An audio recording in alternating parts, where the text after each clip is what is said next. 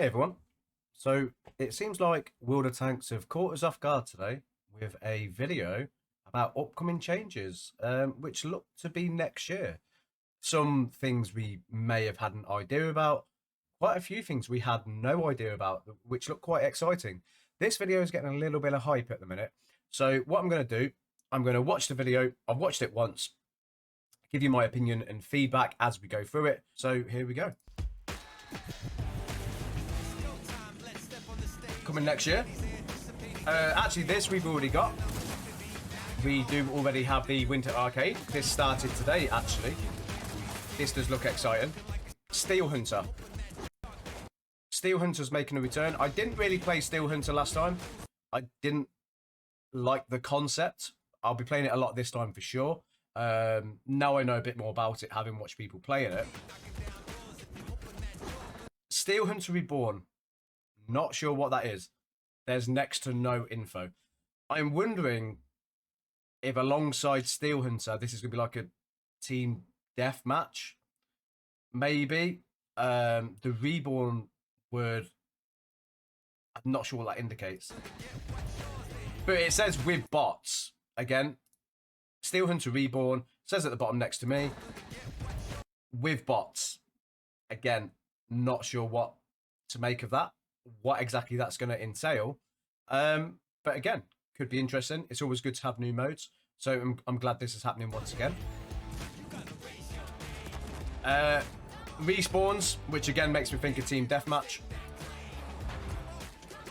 As mentioned there, Onslaught new season. Onslaught's going to be good. I really didn't play much of Onslaught last time. I'm definitely going to be playing a lot of it this time. I think I'm at the point where I want to start diving into these modes. So I'm glad there's going to be a new Onslaught. What details have we got on this? With qualification battles, yeah, as per normal. This is the big one. Everyone was missing Murney 13. It felt wrong this last year that we didn't have Murney 13. I know the reasons why we couldn't have it, but the story isn't over for Murney. And this looks like we're going to get back to the story of Murney. Obviously, this probably isn't going to be till September time, but this is an outlook on the on 2023 as a whole. So this is good. I'm happy about this. New map for Frontline. This is big because quite a lot of people, including myself, have been saying we are crying out for a new map for Frontline. Frontline's good. It's great to play credits, but it does get stale and boring really, really quickly. 2 maps, and you can get the same map over and over again if you're really unlucky. We really needed a new map for Frontline. So this, again, is a great addition. And it looks to be a desert map. Again, no info on this map at the minute. So Oyster Bay is finally being coming to the main game. I actually featured a video a couple of weeks ago on the changes to Oyster Bay graphically. There's a lot of graphical changes to make this map look a lot better than it did. Which again is good. It will give us a new map. We need new maps. Some of them current ones are getting a bit stale. 8 maps getting rebalanced. I've already featured this on my YouTube. Each map that is getting rebalanced, I've done a YouTube video for which shows how it is now to how it's going to be. This is a good move as well because some of the maps really do need rebalancing. People have been crying out for some map balances for a long time. If you want to see exactly what they are, go back on my YouTube. There'll be plenty of videos there for you to check out. These are the maps that are being featured. Which again, they're all pretty good. New achievement system. This is interesting. So each tank you play is going to have a new achievement system. I think the best way of explaining it is think of Call of Duty and there's like a prestige. Each character can rank up. I think now each tank is going to be able to rank up. I'm not sure if it's really going to mean much for the tank, except it will show that you've played that tank a lot, as we'll see here. So as you see at the bottom, prestige. This looks to be a level 3 prestige. It's got all the stats of the tank at the bottom, how many games you've played.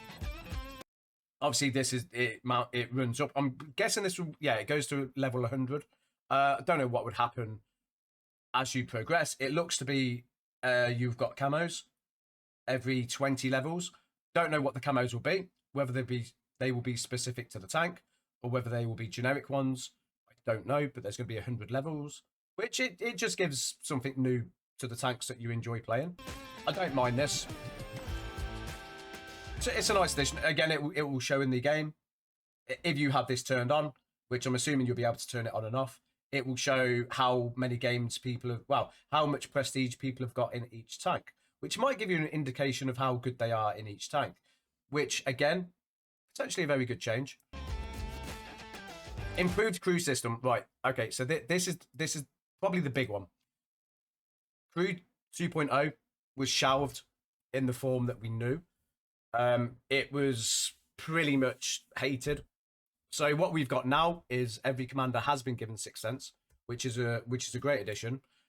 But this, we don't have all the details yet on the crew system. I know people are going to probably jump to conclusions and be negative about it, but there's some positives. I don't really, again, don't know the full details, but let's have a look. So we're going to have so the UI is going to look a bit better, probably easier to understand, which is what we've got here. You've got your command, you've got your default 6th Sense, then you've got group. Not really sure what group is. Are these zero? Are they replacing 0 perks? And then you've got your normal skills you can sort of unlock along the way, showing beneath that for each crew member. There's going to be explanation of what each one is, which is good. I quite like this little explanation. It will help newer players understand, which perk does what. Not really sure what that was. I'm going to be honest. Updated and improved. So you can improve certain skills. Is this by using crew books? Not really sure what that reference is. And then updated. Or does this point towards these are the changes that are being made? So these, let's say, improved, Wargaming are improving the skill. And the ones that say updated, the skills are being updated by Wargaming. There's not a lot of information. I might be being stupid, but I can't really see what this lets us know. All perks work at once.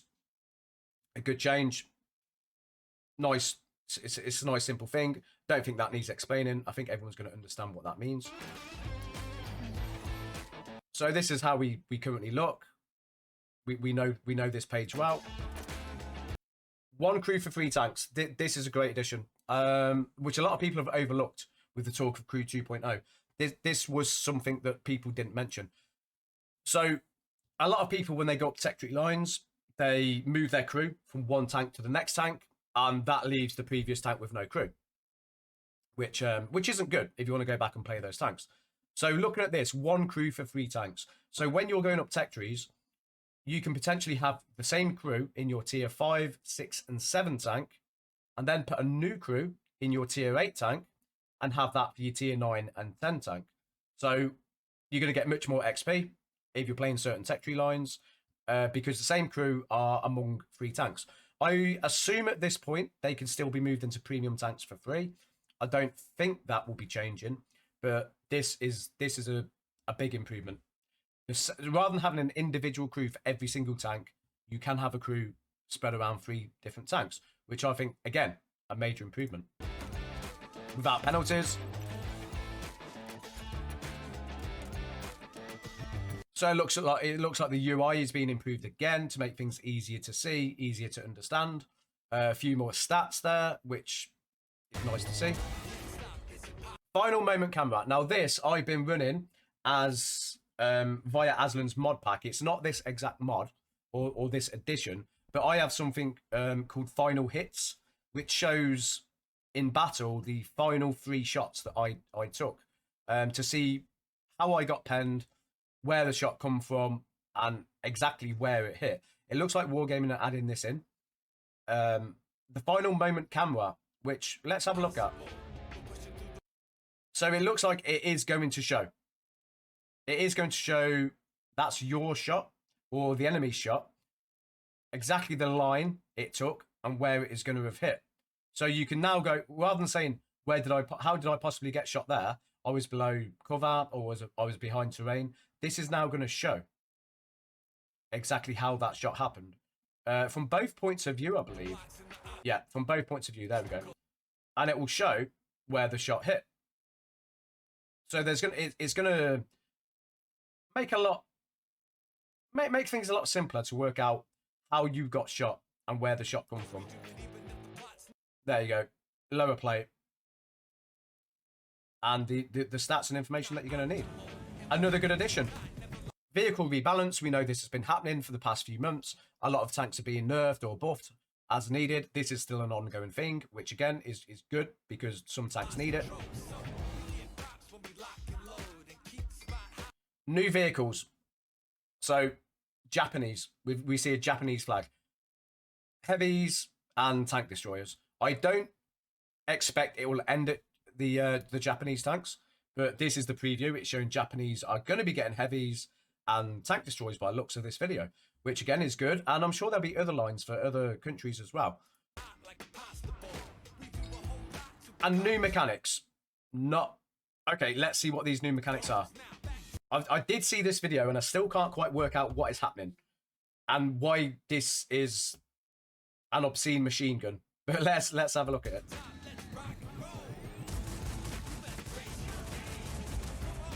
So that's about 600 odd damage from that burst. And there was about eight shots there. I think there were 8 shots from that tank that did about 600 odd damage in the end. I'm not sure what that mechanic is and how it's going to work, but it's going to be interesting to see. Recon, we've got a recon mode coming back, which is good.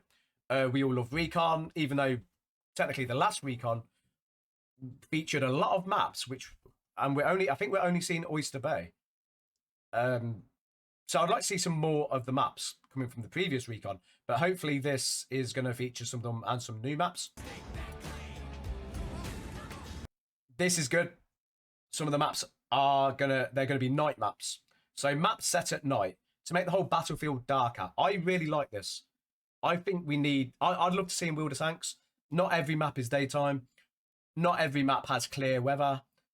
You know, let's have some more physics into the gameplay. So night maps and maybe weather effects at one point down the road. Who knows? Weather effects would probably be taxing on people's PCs, so I don't know about that. But night maps, I'm all for this. It could change the whole feel of the game. Dynamic water. This is interesting. So the water is not always going to be the same throughout the battle. So it looks like they're going to add certain times which is best to cross, certain times which you just can't cross the water because it will be too deep. As you can see here, the water has retreated. So the water's quite long here. That looks like an impossible movement. As the water retreats, you start seeing this tank come along here for that easy flank. This is what I'm probably most excited about. Dynamic objects.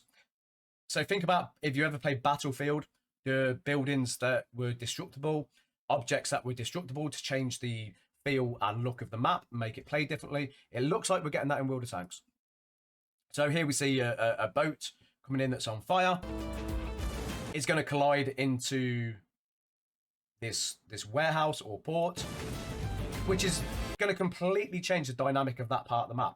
So maps look like some maps look like they could change as the game is progressing to make people have to play slightly different, which I'm all for. If there's a certain point on a map that you normally go to, and that's where you fight, but now there's going to be dynamic options to it where, okay, something's going to hit it and it's going to mean you can't fight there no more. I like this. It's going to change a lot. Again, this is another point. This is a plane coming down to crash. And obviously we've got this coming down to crash. We know these maps. Looks like there's going to be big changes. The dynamic options all look good. So I'm for that.